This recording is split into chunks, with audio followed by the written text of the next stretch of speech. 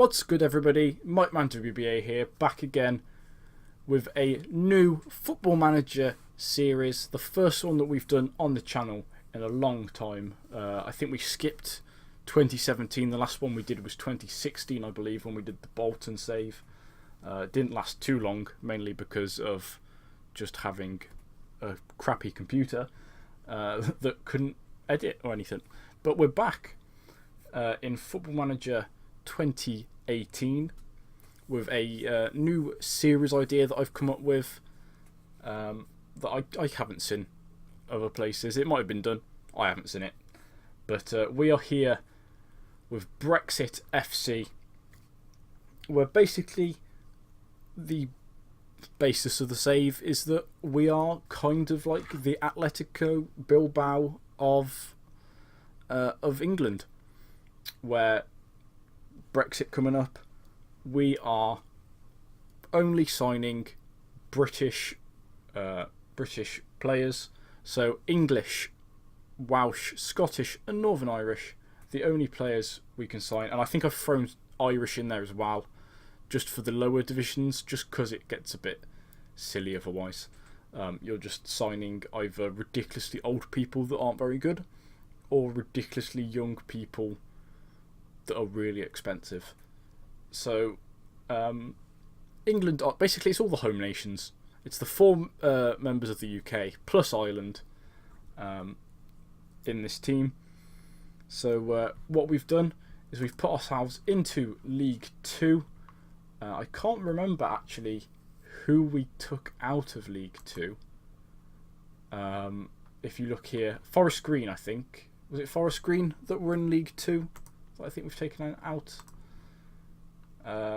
Yeah, I believe Forest Green Rovers got promoted to League 2, and because they were the lowest team, as to say, we put them back in the National League. We took someone out of the National League and put them in North or South. I can't remember which one that was either. And then we took the lowest team from there and just removed them from the league. So basically, a couple of teams got moved down. We've been slotted into League 2. But Brexit FC, basically, I don't want to look at the squad just yet. If we look at the club, we are based in Boston, in the East Midlands, which is, from the polls that I've seen, is the most Brexit part of the country. So we thought that would be a good place to set them up. We're playing as my person that looks nothing like me, or the person that it was initially set up to look like. But that's the face gen for you, the face capture. But we are in Boston. We are currently using York Street as our stadium. It's a 6,600 seater, but only just under 2,000 of those actually seated. Can be quite a large pitch if needed. At the moment, we have state-of-the-art training facilities and state-of-the-art youth facilities, obviously set up and given to us by the government, because of course, following Brexit, they want to keep a strong handle on the situation of British football. We also have some exceptional junior coaching and an extensive youth recruitment system, which I've actually asked the board to increase for us. So basic premise here is that with Brexit coming up, the government and the FA want to ensure that the quality doesn't decline. They've made Brexit FC only British players, and basically, how well can we do with a team of only British players? Obviously starting in League 2. Let's have a quick look at the team. If we go into our squad, there might be quite a few names there that you recognise. Obviously, it's not the biggest squad in the world, because I've had to sign loads of players in about a month. But this is what we've come up with so far. And we'll just take a quick look first at Ryan Tafazoli. As you see there, does say his nationality is Iranian. But if you look at his information, he is also English. He was born in Sutton in England, so he is eligible to play for us. It's any player with the nationality of English, Welsh, Irish, Northern Irish, or Scottish. I think that's 5 of them that I said correctly. So let's have a quick look through the team, starting in goal with our number 1 goalkeeper, Lewis Price, the Welshman, 11 caps for his country. Has decent stats, especially for this level. He is a good player for most Sky Bet League 1 sides, which, if you look at some of the players we've got, I think we have an exceptional team for League 2, and we probably should be in or around the top. So if we take a quick look at history, we signed him from Rotherham for £275,000, which isn't bad for a goalkeeper the standard of the league above. Actually, we'll just take a quick look before we go any further at the finances. What I wanted to do is not make it too easy, but not make it too difficult. So I think our initial budget was around 15 million with a large wage budget, which, now that I think about it, was a bit high. But I'm thinking the first couple of years we're probably not going to get a lot of money coming in, because I didn't give us any sponsors, or didn't give us any deals coming in. So it's based on how well we do is how much money we'll get. We won't get a massive amount of income to begin with. And yeah, I was expecting to be signing players for a lot more than I did, actually. I managed to do quite well, I think, in some of these transfers. But following on from Lewis Price, our backup goalkeeper, in on loan from Sheffield Wednesday, who I think has some great goalkeeping stats already. Just a couple of things he needs to work on.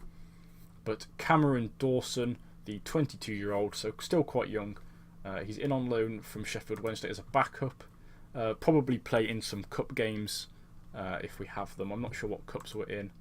Oh, it's actually just the league that we're in, apparently. I didn't enter us into the FA Cup and the League Cup.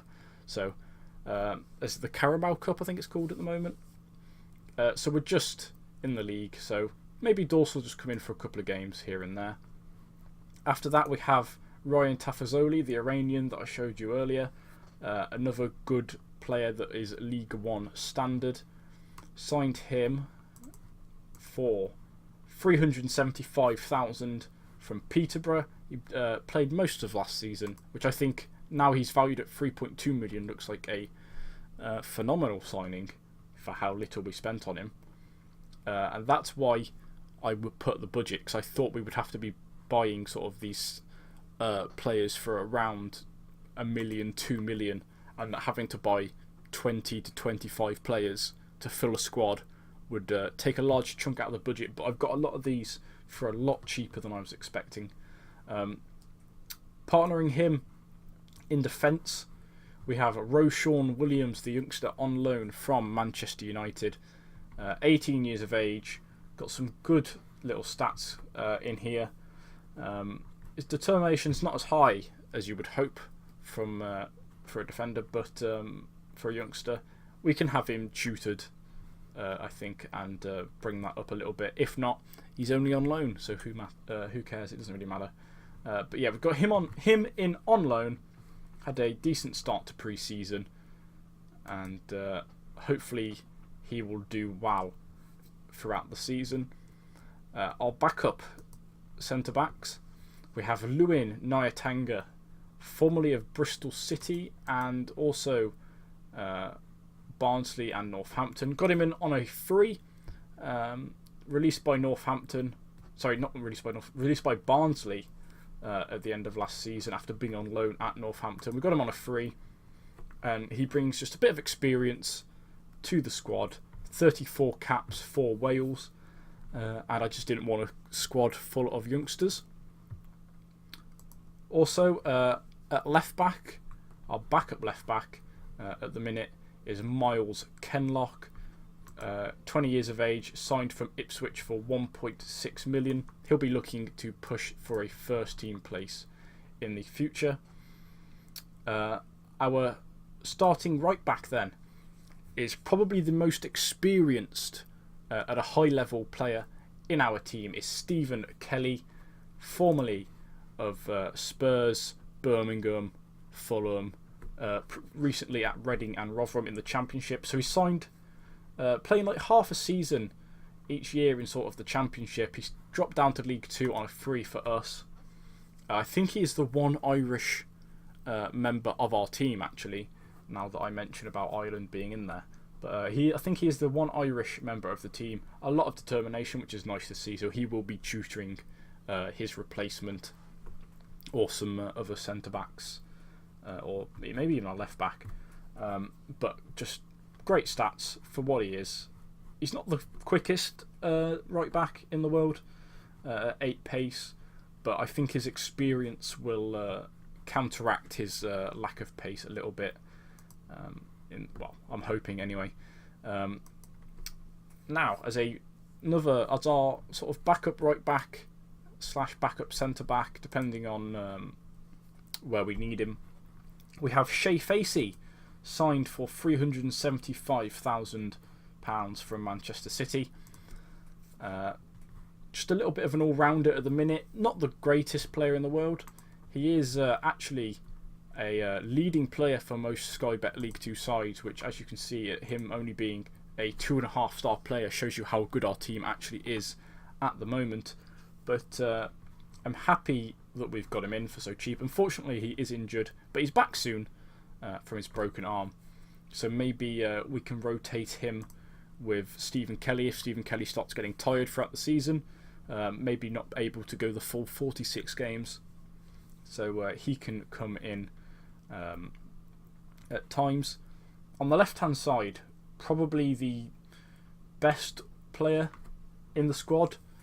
It was transfer listed by Derby City is Craig Forsyth, the Scotsman with 4 caps for his country. Can play sort of almost anywhere on the left-hand side, but better in defence. Got some great stats, especially for League 2. I'm going to expect him to be bombing up the wings, getting a lot of crosses in, getting quite a lot of assists, hopefully, for our strikers. Maybe even the odd strike or two in there as well. But yeah, Craig Forsyth signed for £925,000. So again, not as much as I would have thought someone like Craig Forsyth would have cost. And I'm very happy that he is dropped down to League 2 to play for us. Now moving on to the midfield, which is one of probably our weakest position actually. We have in the centre of midfield, starting off with Danny Guthrie, 29 years old, 3.5-star current ability, which is great. Some decent stats here. Not the best player in the world. His determination leaves a lot to be desired. But he's a good little deep line playmaker. I think we have him playing at the minute. If you look at his career, started off at Liverpool, of course, moved on to Newcastle for 2.3 million. Sort of played a fair bit for them before moving on to Reading, and then on to Blackburn. We've picked him up on a free, so that's probably why I'm picking up a lot of these players.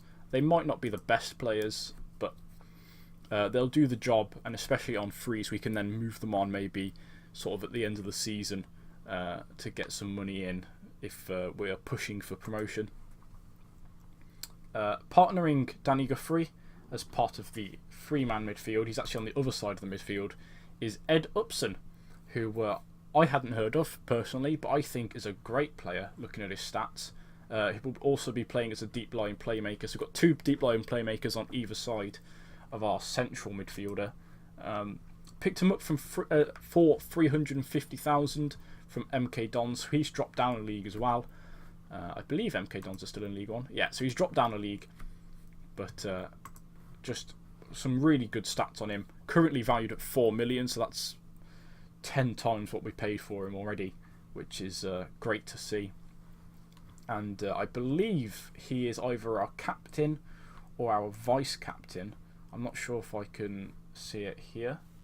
No, I can't see it from this screen, but we'll have a look in a minute. I believe he's our captain. It might be the vice-captain.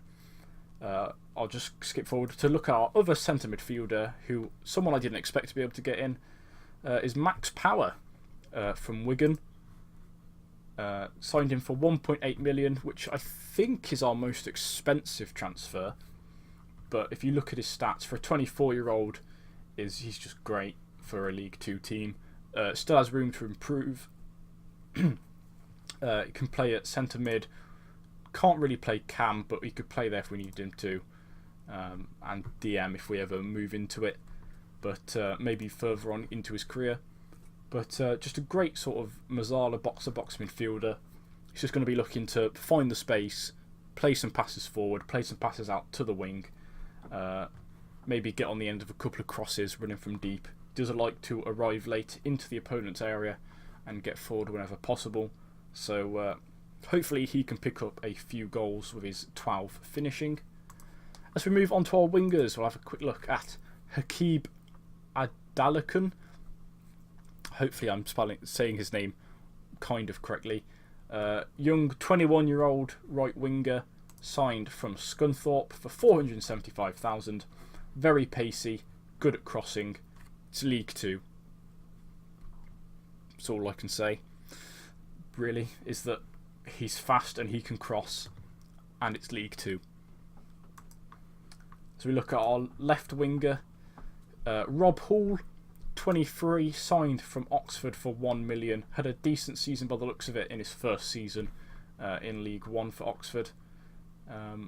Previously of Bolton and West Ham. Again, quite pacey, good at crossing, can finish if need be, can play on either wing but prefers the left hand side. Same as Hakib, really, just some decent pacey wingers. And then we get on to our strikers. So as you can see, we don't really have any backup any backup midfielders at all at the minute. So that's something that we're going to have to look to get in over the next couple of weeks until the transfer window ends.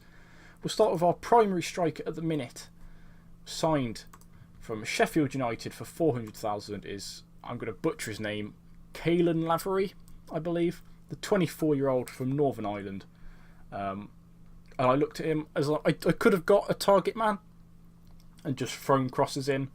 I've got two fast wingers that can cross. I could have just gone for target man, but I thought I'd rather have a primary focus for our attacks. So we've brought in Caelan as an advanced forward. He's got good pace, good finishing, decent strength. Not the best, but decent strength.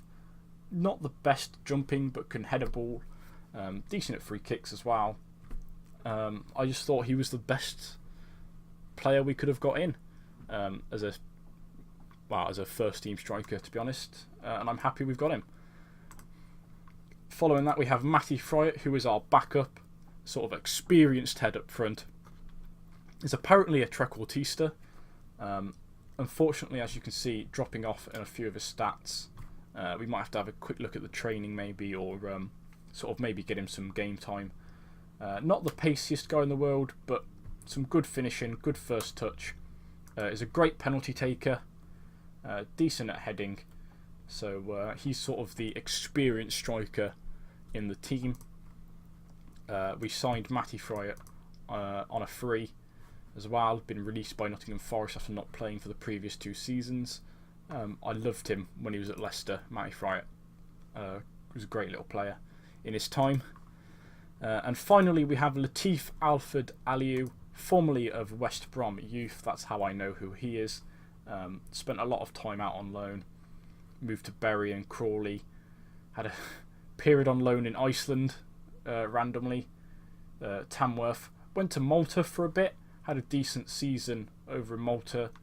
Season at Coventry following that, where he didn't play. But we've brought him in now as sort of our second or third choice striker. He's not great. Has some decent physicals, but he's more just a backup rotation player if times get desperate. Also, we've had a couple of bids rejected by some players. Gleeson, I think, just wanted ridiculous amounts of money. I think he wanted like 15,000 to come and play for us, which wasn't going to happen. But we've currently got a loan offer in for Scott McTominay, the Scotsman youngster from Manchester United. So he knows Roshan Williams well. Just got some great physical stats here. Some decent mentals and technicals, what you need for just a bit of a centre mid, maybe a ball winning midfielder Might train him as a box-to-box, get some of these stats up, maybe get his composure up if we can, his finishing as well. But I think he will be a good option for us as either a rotation player or just a backup to our main three. And we do need to bring in another couple of people because, as you can see, we are on the day of our first league match, and at the moment we only have 5 fit substitutes, 2 of which are defenders, 2 of which are strikers, no midfielders. Actually, we'll take a quick look at the dynamics. So if you look, don't really have any team leaders at the moment. However, Stephen Kelly is our only highly influential player. We have quite a few normal influential players and a few others. Yeah, Ed Upson is our captain, is an influential player. If we look at the social groups, got a couple of guys here, but a lot of players at the moment that aren't they just aren't sort of gelling yet. So we need to work on our team cohesion. I'll be honest, I don't know what the difference in the colours means. Like, what's orange, what's this yellow for Kelly, what's the blue. So if anyone knows that, if they could let me know, that would be great.